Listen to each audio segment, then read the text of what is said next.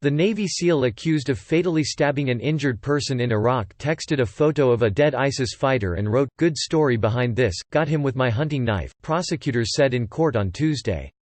The opening statements marked the beginning of the military trial of Edward Gallagher, a special operations chief who is accused of premeditated murder.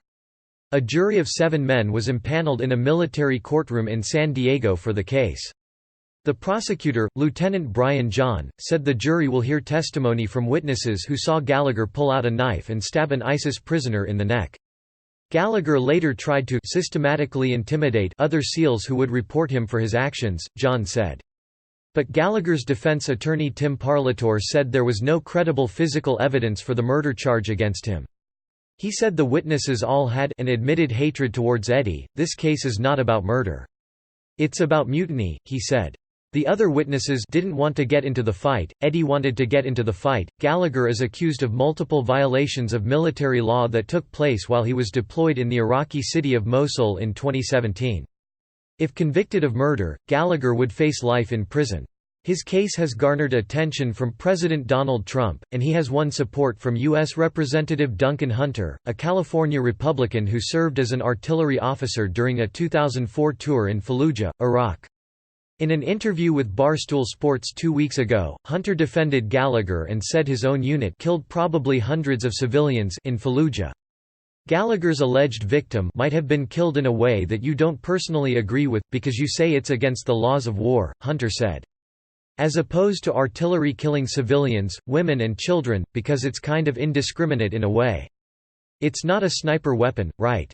Which is worse? Defense attorney says Gallagher didn't murder anyone. According to a charge sheet from November, Gallagher stabbed a wounded male person in the neck and body with a knife while battling ISIS in Mosul. The sheet says he did so with premeditation. Gallagher's attorney has said the person was an ISIS combatant, and witnesses told investigators that the stabbing victim appeared to be about 15. Gallagher also is accused, according to a charge sheet, of shooting at a male and female non-combatant and of posing for a photo next to corpse during his re-enlistment ceremony. Gallagher has pleaded not guilty, and a statement released by his defense team called the allegations a smear campaign full of lies. CNN affiliate KSWB-TV reported.